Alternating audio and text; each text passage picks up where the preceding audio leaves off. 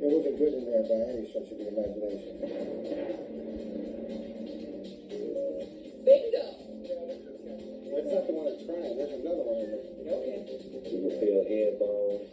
Dog would end up dying back here. They definitely got to get out of here before they cause an accident. Hey, Dave, coming your way. Come your way.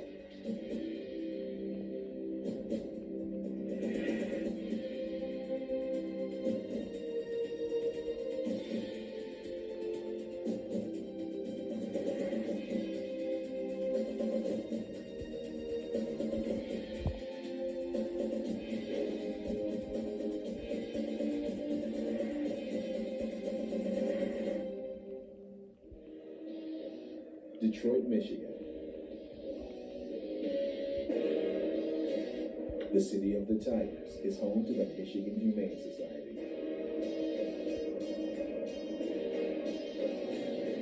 It's the state's leading nonprofit animal welfare organization, dependent on donations.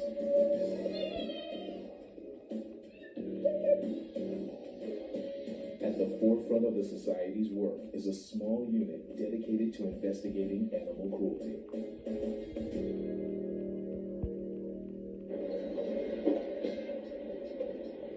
At the Humane Society, a team is loading cat-catching equipment, protective clothing, and special masks in preparation for what sounds like a tough job.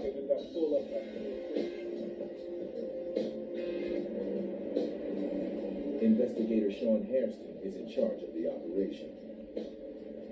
We have received a complaint basically stating that we had a large number of cats at this home.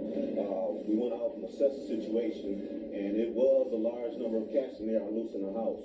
So I basically had to call the team together so we can go in here as a united front and try to get these animals out of here because the house is in deplorable condition. So I need the help of everyone because this is not going to be just a two-man operation. I need a team. The investigators' experience is that obsessive cat hoarders just don't see that their cats are breeding out of control, often in atrocious conditions.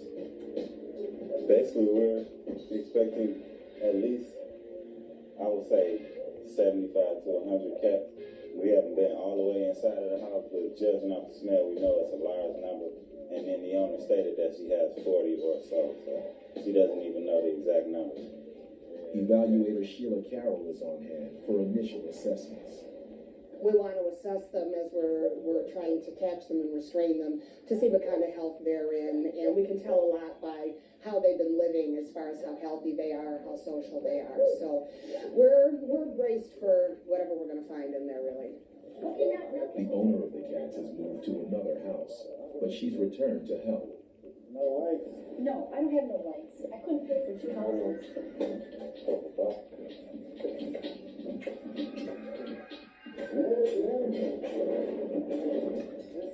The team starts in the basement. Lots of cats are hiding in the furnace and pipes. The homeowner has given the team permission to do whatever it takes to get to them. There are so many cats that they've never bonded with humans, and they're extremely aggressive. Cat grabbers are specially designed for catching cats without causing harm to them, while keeping people safe from claws and teeth. I have reason to believe that she might have taken cats to her new house because the last time we were out here, I caught her, in the process of taking cats out of this house and trying to move them to the next one. Despite the removal, there are still many cats left behind. Yeah, but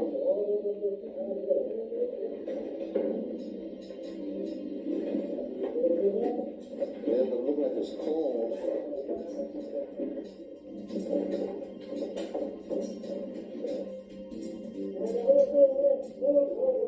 Well, right now we're still in the process of moving these cats up out of here.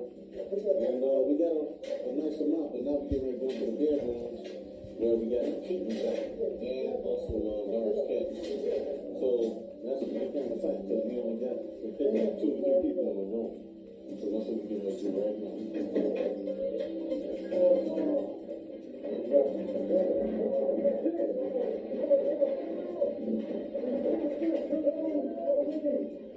The cats cats upstairs are just as unsocialized as the ones in the basement. It's a skilled job to catch them without hurting them or getting hurt.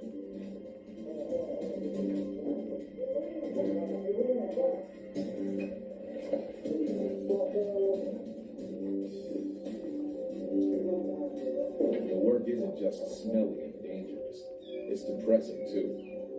The staff fears most of the cats are suffering a severe respiratory infection caused by the overcrowding and poor living conditions. They're looking like they got upper respiratory and they're sneezing and they got no discharge coming out of their nose.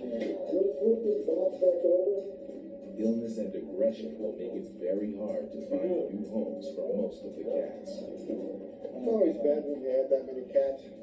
But, I mean, as far as what we were expecting, I don't think it's as bad.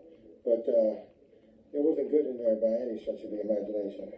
The house itself, it is in horrible condition. As a matter of fact, I don't see nobody moving into this house no time soon. 49 cats have been caught. They will all be taken back to the Humane Society, where the vets and evaluators will assess their health and temperament.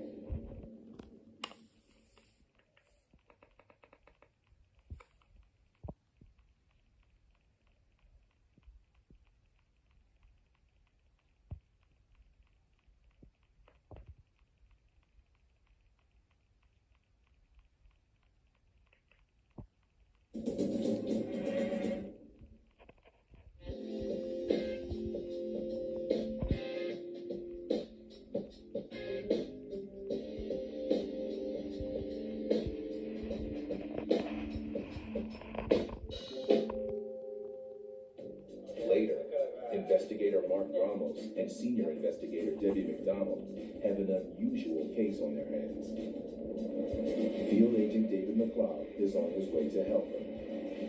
We're headed out to an island called Mud Island. There's a dog who got dumped out on this island. It's been out there for several weeks. Boaters have been throwing food to it, but we want to try to get this dog off the island before winter hits. It's going to get cold. He doesn't have any kind of shelter. He's not really being well fed, or she, I believe, maybe a female dog. So what we're going to do today is go set a live trap out on the island and see if we can catch the dog, because it's got to be pretty feral. Did you want to see what our trap looked like so you can? Is that it? Yeah, it's in this The room. Commodore of the local yacht club has offered to help the investigators get to and from the island. Big round cage. Seems like he's got a mind of his own, I guess, huh? Yeah, he's real skittish towards people. He won't stick around. But people have been going up to the island and throwing hot dogs up on the island and stuff like that. And I saw a boat there yesterday, just off the island. They were throwing food on it. So. Okay. It's likely a humane live trap will be the best way to catch the dog. Well, we're going out to try to live trap the dog that's out on this island out here. We have a live trap and some bait. I think it looks like a little Zodiac over to the island. Set the trap. And come back later in the day and check it, see if we caught her. We have no idea how the dog got on the island. Our guess would be maybe it jumped off a boat. The boater had it on his boat and it got off the boat and got away from its owner, and they couldn't catch it and they just, left it there. It'd be about the only explanation I can have. The only other way it really could have gotten on the island would have been last year if the water was frozen, but that would be a really long time for this dog to have been out on the island, so I doubt that that's an option. With the Detroit River safely navigated, it's time to find a suitable spot for the trap. I'm liking this. What do you think? Got good shade, a little shelter from the sun. Back up in there, maybe? Yeah, let's get it in here. Right. And then we'll put some of the food in the trap, cover it, slap some around on the floor of the trap, then scatter stuff all around here. I would slap it all around the front of the trap here. Like all right around in here, yep. Kind of like a trail leading in, yep. With the trap baited, McDonald and McLeod head back to the shore. Have to wait and see, we put out the bait and put out the trap and see how we do. And we'll go back out a little bit later and see if there's been any activity around there.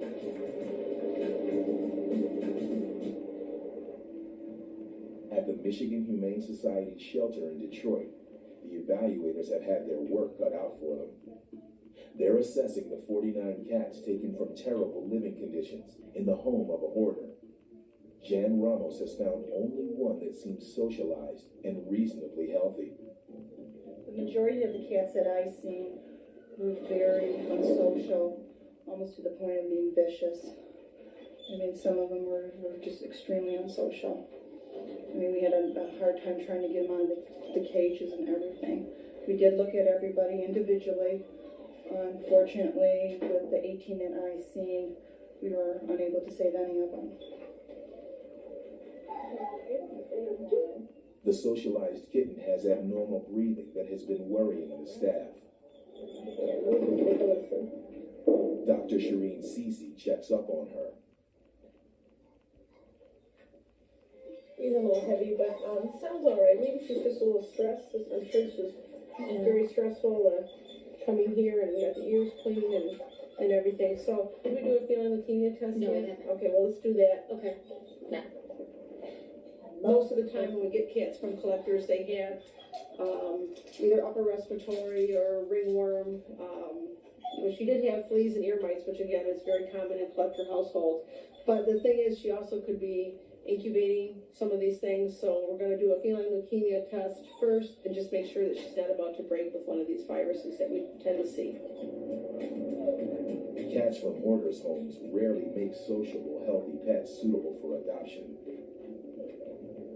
Now, everyone's hoping the kitten will be a happy exception.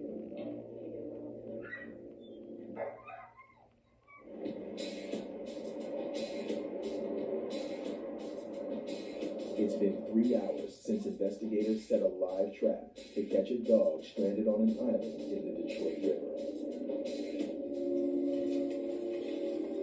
Bingo! Hey, Hey! told you. Hi, baby. Oh, you okay? You okay? Yeah, let's make friends, huh? You're so scared. Hi, baby. You okay? Nothing is getting you. Want some chicken? No, he doesn't want anything, I don't think. No. He's too scared. He's not a spring chicken either. You know, he's got some gray on his muzzle, and to get to be that age, he had to be somebody's dog for a while. Well, let's get her back out. She's just getting nervous sitting here.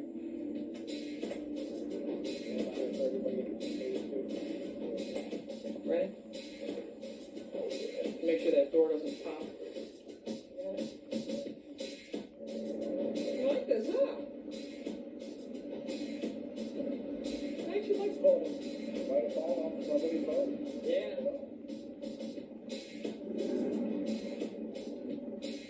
He's gonna get out. You pull the front end up and I'll follow it out. Back on dry That's the land, front door. there's someone who's especially interested to get a look at the chow mix. One of the staff at the yacht club, Donald Saraman, is considering adopting her if her last owner can't be located. I've had dogs all my life, and figured I'd have a Labrador pointer at home, be a good little companion for him, and give her a good home.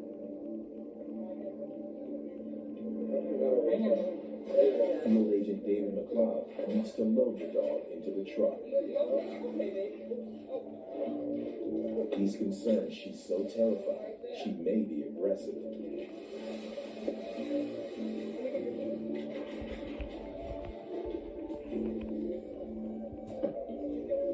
The dog will be taken back to the Humane Society's Detroit shelter for a full evaluation and to see if anyone claims her.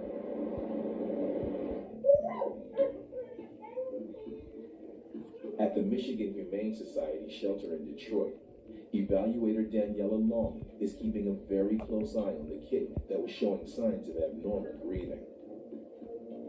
Today she came with full-blown upper respiratory, so we had to put her on medication. But yesterday she was a little bit unsure about herself, and today she's just got a complete turnaround. Today she's doing beautifully. She's very affection-seeking, and she's purring. She's purring like it's going out of style. So, but we're gonna clip her nails because she has nails that could dig a river in someone. She may have been a kitten that someone had just given the lady, knowing that she liked cats and she was taking care of cats. But unbeknownst that she had too many. So it may be that she just had acquired her just very recently and it wasn't born in the house. So that's why she's so social and not feral like the other ones that came from this house. And clean. I mean, besides the fleas and the ear mites, she's not as dirty as the other ones were. So it seems the more likely theory that the kitten hadn't been there long. The Michigan Humane Society's investigators receive over 4,000 cruelty complaints every year, and they have to cope with the unexpected too. Senior investigator Debbie McDonald and investigator Mark Ramos are dealing with routine calls when their colleagues contact them asking for help. Well, we just received a radio run from our rescue department. They got a call, there's a couple of kittens that are possibly stuck in an air vent at an apartment building. So since we're close by, we're going to swing by there and pick these cats up, see if we can't get them out of the air vent. You know if it's a cat or if it's a kitten? Little kitten? Well, it's in a drain pipe, and it went into an open drain pipe here, and it's crawled around there. It's right at the edge. I'm seeing part of the head, maybe about 6, 8 weeks old. We may be able to grab it with cats on it. Can't grabbers aren't going to open. No, They're on that they far. don't. That's not the one that's crying. No, that's not the one that's crying. There's another one in there, I think, that's behind that one. Yeah, I know. Well, we've got a control stick. We're going to see if maybe we can push a loop down there and catch one of the cats and pull them up that way. It's a fixed loop, so it's not something that's going to choke them, but we can hopefully get it on them enough to pull them up. And this is a snappy snare. It's kind of flexible. We're going to see if we can stick the biter in down there and maybe push them into someplace where we can hopefully grab them and pull them up. Kittens are moving further into the pipe. Trying to see if I can. You know what? We could wind up pushing our hose out We this could way or wind up pushing the that way. kittens out that way. I know. Well, because I think we can push them from one to the other. That's not going to work. The kids are saying they go in and out. So what we're thinking we may have to do is put a stick down there, wrap it with either some rope or some cloth or something that they can get their nails into, and then they can crawl back up on their own. They're scared right now, so they're moving back up underneath the cement pad here where we can't get to them. Wonder how far down I can stick this. This is some highly technical equipment that we generally don't have access to. But because it's such a special circumstance, we have a stick and a cloth. We're going to poke this cloth down here to give them some traction. Been successful with this before when we put a cloth down there. They're able to get their nails into it and make them climb up. It could be hours, it could be tomorrow they can come out. They can come out at night when it gets dark and nobody's around and it's quiet. They can come out in 5 minutes, it all depends. After backing off for a few minutes, McDonald checks for signs of success. The low-tech approach pays off. Are these cats used to people holding them? Come here, baby. Okay. Don't want to lose them. Come on, baby. You're okay. You're okay. I know.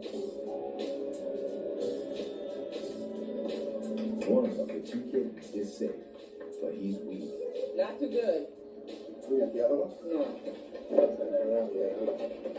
least we got one of them. The investigators want to get the rescued kitten checked out. They decide it's best to take him to the shelter immediately and give the other kitten time to climb up the cloth once there's some peace and quiet.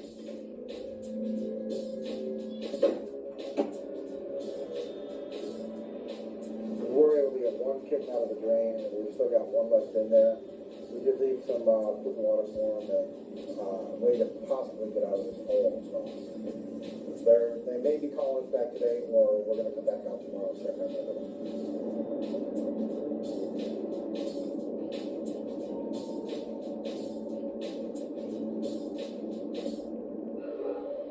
It's been a week since a Humane Society team rescued a chow mix that had been fending for herself on an island in the Detroit River. She's been named Ginger, and evaluator Jan Ramos has been working with her. The problem that we're having with Ginger right now is she really doesn't enjoy being around people. If I have treats, she'll come up to me. Come on, you can't resist. Unfortunately, I've been working with her and she really doesn't want to have anything to do with anybody. As soon as she realizes I have food, I have 100% of her attention. As soon as the food is gone, so is her attention with me. Okay, I'm gonna get rid of your food, okay? It's just gonna be one-on-one, me and you, okay? Right now, she's sticking up a little bit. Our concern is that she doesn't enjoy the company of humans. We can't get her to come to us, so we're even afraid to let her loose in the dog park without having a leash. Right now, we had it. She's looking around the room. This is where she's seen her first cat. The problem is she's severely small animal aggressive. You know, maybe the way that she survived was she was, you know, killing small animals, seagulls, just to live. We do have somebody that's possibly interested in adopting her. It's going to be a lot of hard work for him. We're going to recommend a consultation with our pet education center. And I think if this gentleman doesn't take her, I think she should be put to sleep. And I hate to say that, but she doesn't enjoy being with people. And we have so many other issues with her behavior and her temperament. I don't know if somebody's going to be willing to take on so many problems. Just outside, McDonald is preparing to brief Dr. Shireen s4e6 on the kitten rescued from a drain pipe.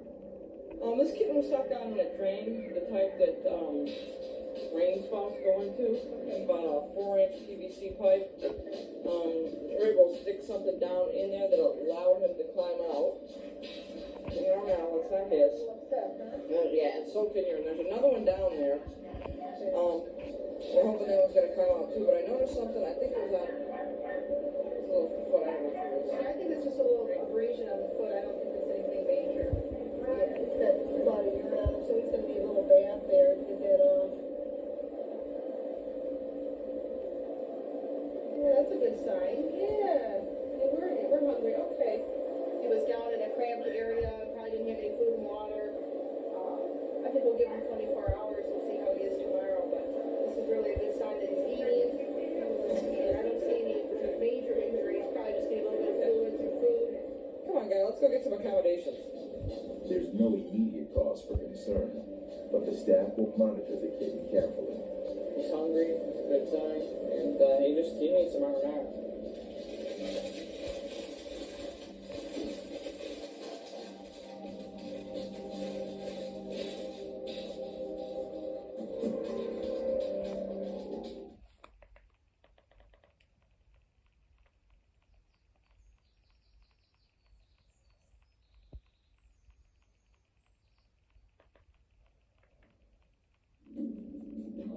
Out on the east side of the city, investigators Mike Dow and Sean Hairston are responding to a call. The nature of the complaint is all too familiar. We received a complaint today stating that the people that resided at this location was evicted and they left the dog behind. See the puppy?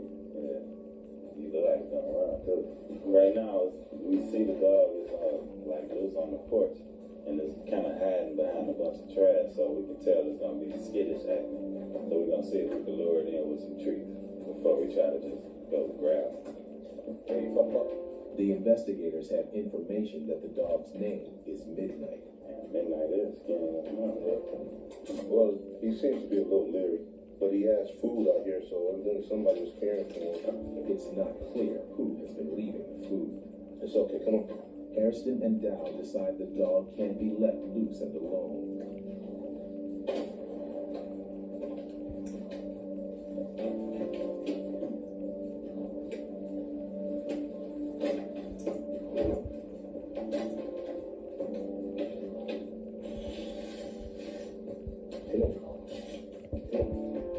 Come on, let's go, come on.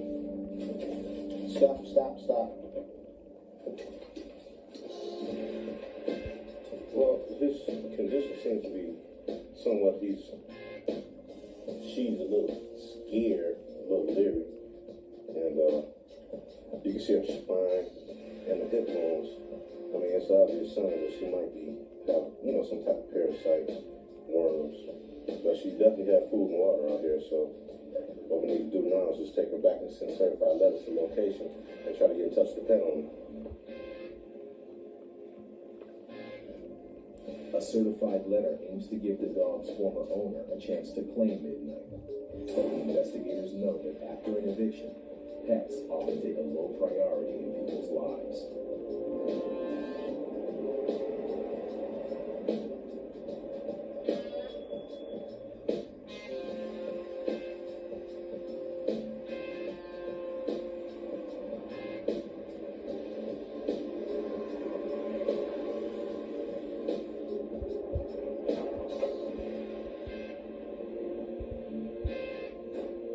The journey back to the shelter has done nothing to reassure Midnight.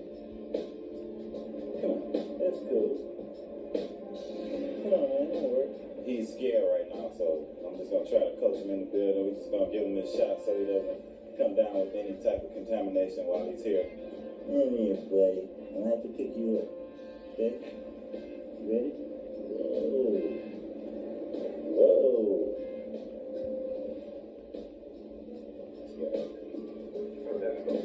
Inside, Dow checks how underweight the dog is. 21.7. Come, sweet pea. Come here. Come see me. Come here. Oh, look at that. Yes. After vaccinating her, evaluator Daniela Lawman assesses Midnight's appetite. She needs to figure out why she's underweight. That's going right away. Well, we don't know that yet. So far she's not, I think I might have to, her teeth look pretty, I'm a little unseen. They look a little, it could be poor diet, or I'll have to get the doctor to tell me whether or not she thinks it's a problem. Come see me. Come see me. The dog was definitely underweight.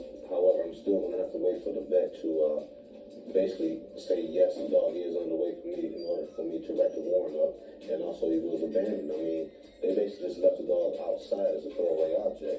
Believe it or not, at first, the dog was a little timid, but she's starting to show a little socialization now. She's starting to come around and warm up, wagging her tail for our evaluators, and also taking food out of their hands without snapping or biting or trying to run and hide. So that's definitely a good sign. So hopefully the dog, after we go through the process, will be able to put up for adoption. Dr. Cece is called in.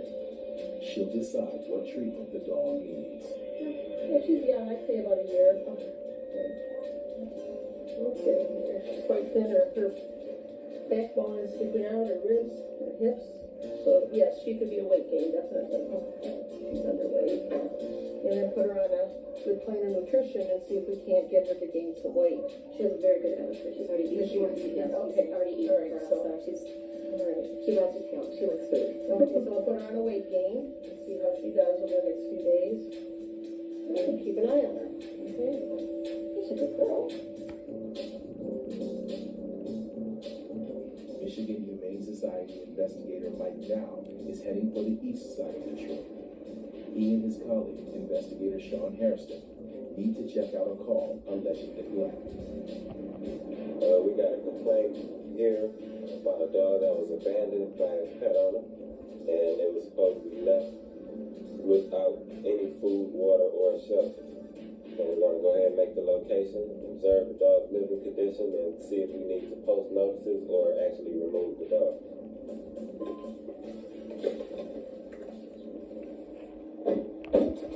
Hey, pup doggy. The dog is in poor condition. Hey, pup. Look kind of lame, too. Yeah, he is. Hey there, pretty. One. That's not. The house seems to be abandoned, so Harrison checks with neighbors. Hello, how you doing today, ma'am? I was just trying to find out, because I have been over here before. I have dealt with the people that live next door before about their dogs. and I was just trying to find out how she been over here recently.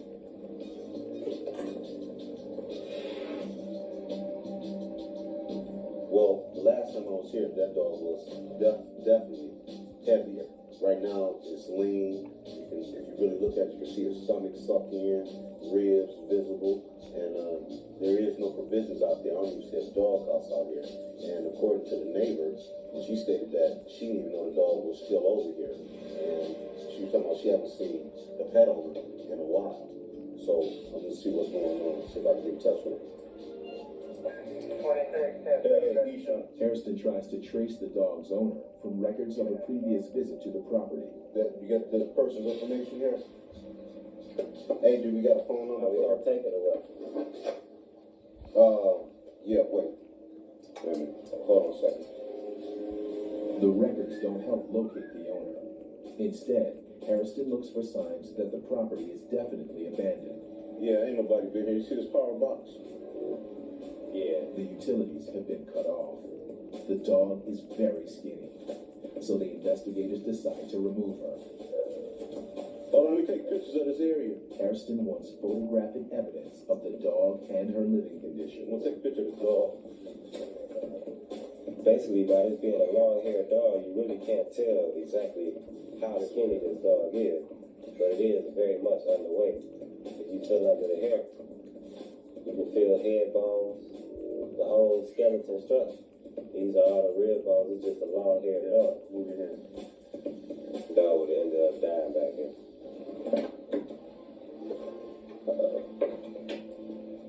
Got a pet carrier back here. They probably did care about the dog once upon a time, and as you well see, there is no one here at the dwellings to actually, care for the dog properly. And that's one of the hardest questions to really answer. They cared once, but they don't care no more, so they just left the dog. It's kind of crazy. It's likely the dog will be one of the lucky ones, but it's too soon to be sure how much damage the neglect has caused.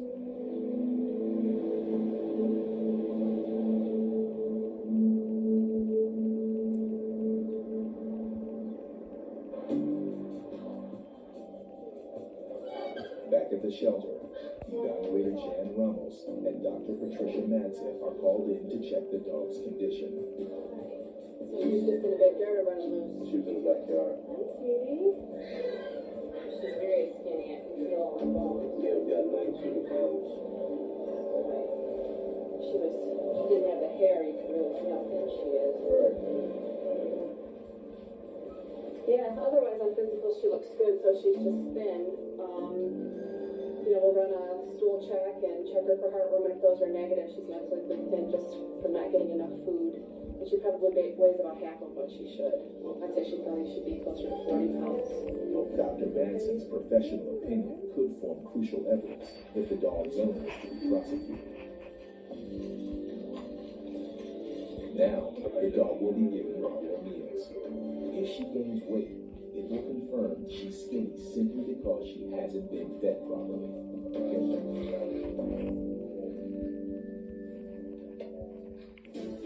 At the Michigan Humane Society shelter in Detroit, no one has claimed Ginger, the dog that was found living wild on an island in the Detroit River. Now, Donald Saramak has an appointment to meet shelter manager Brendan Nolan. They plan to discuss whether he should adopt the dog, despite her behavioral problems. The first thing we're going to do is we're going to finish going over this form, and then we're going to have you go into a room and interact with the dog. Okay. Because first you want to see how well the dog bonds or interacts with you. Okay. Then from that point, then we'll go and see how the interaction is with your dog. Okay. Okay, right here is our temperament room. We have Ginger here. So, just approach her real slow. One of our concerns with her was that she's just very aloof. She interacts with you, but at a real minimal basis. Right. Now, if you introduce food into the mix, you already see. Wow. She'll follow you anywhere you want to go. Sit.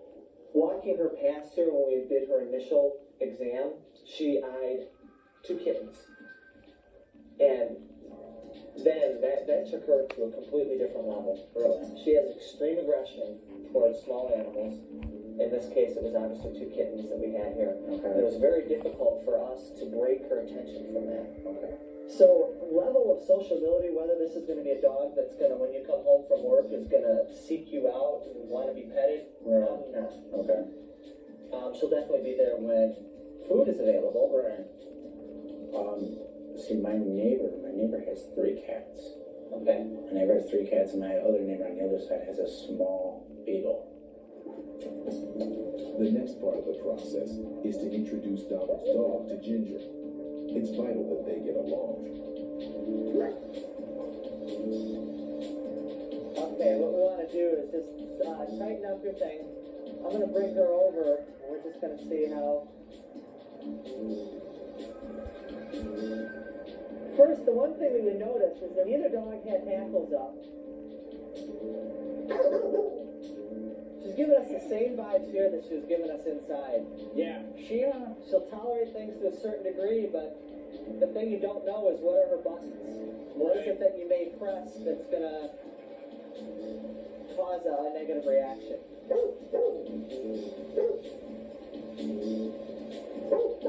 And the curious thing is she's more reactive towards dogs outside than inside.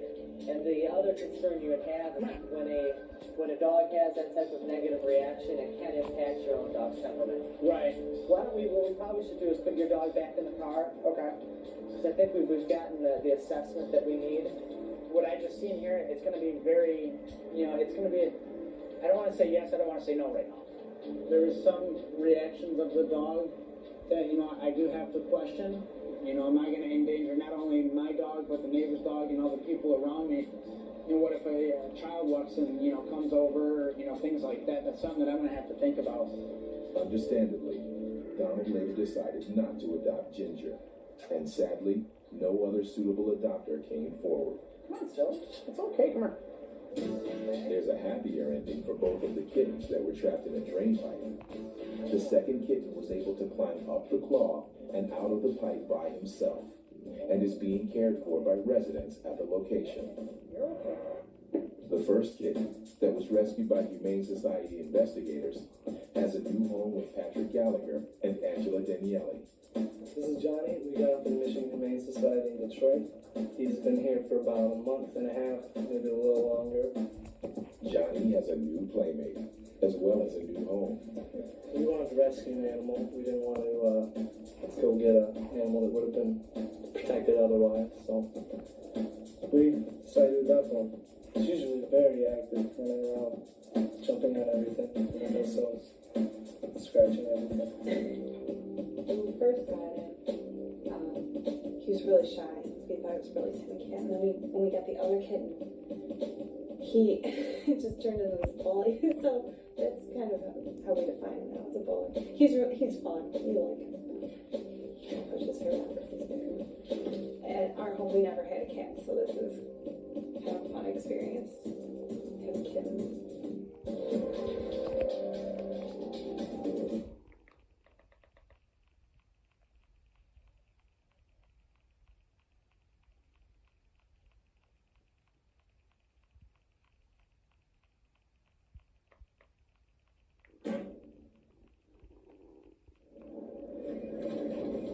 Michigan Humane Society field agent David McLeod and investigator Sean Harrison are returning to base when they suddenly spot 2 dogs running loose.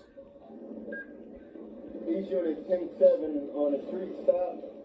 2 stray dogs taking a walk. Harrison and McLeod must try to catch the dogs before they cause an accident or injure themselves. Well, I'm seeing 2 dogs basically running at large. One of them has a collar on, so there's definitely signs that one of them could be possibly on, and the other one's a stray. Just found a partner to hang out with. They look like they're just looking for scrap. The dogs have run into a storage facility belonging to a power company. They definitely got to get out of here before they cause an accident. Do somewhere where find them we can get. There you go. Right behind the jump.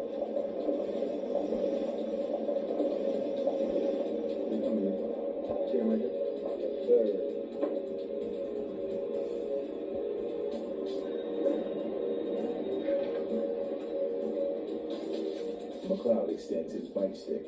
He can't be sure whether the dogs may turn aggressive if they're cornered.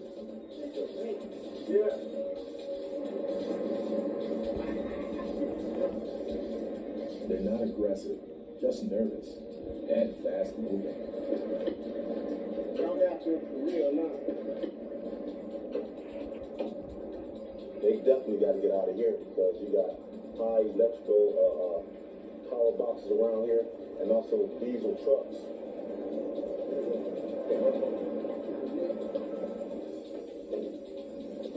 You see where they went? Suddenly, Hairston and McLeod see a chance to close in. Hey, Dave, you're coming your way. Come your way.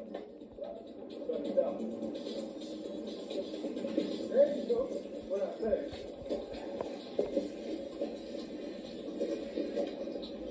Caught one. You got a blanket? A towel or something? All right, you can think you grab like that. Pick up the whole thing.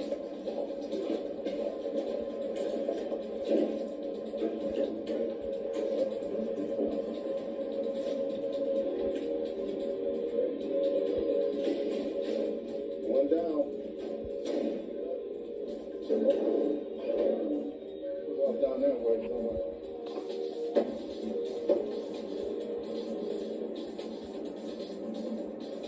Well, once upon a time, by the dog having a collar on them, it shows some type of sign that somebody does own that or has owned this animal before. And who's to say the owner might be looking for him? That I'm hoping, the owner's looking for him so he can go home and quit roaming the streets. The dog's health will be checked, and he'll be held for 4 days as a stray. But if no one claims him, the Humane Society will try to find him a new home. You guys see a brown dog come through here? The second dog seems to have run right off the premises. Hairston and McLeod drive around planning a thorough final search for him, but there's no sign. For now, they'll have to be content with saving one dog. Hey, did that brown one leave out of here? The brown one did? All right. Caught one, couldn't catch the other one. Yeah. Back tomorrow, around this time.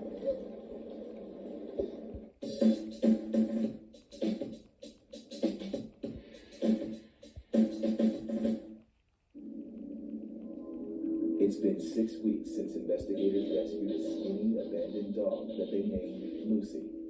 She's gained weight and been adopted by Janet Slazis, and she's already feeling at ease in her new home. Her tail just starts wagging when either of us come home. Well, I think we brought her a lot of love, and she trusts us. And she just follows us wherever we go. I was looking on the internet, and I saw Lucy, and she just looked like she needed a lot of love. And she was really skinny when I first saw her. But in the picture, she looked like she had a bigger head than body, but because she was so undernourished. She's just friendly. She's happy. She's a little timid. And the way she scavenges things, she'll just hide them. Like she's trying to get into the biscuit. Investigators were unable to locate Lucy's former owner, so there'll be no prosecution. But they're satisfied because she's living a better life. If she wasn't rescued, she would have died. She was almost near death.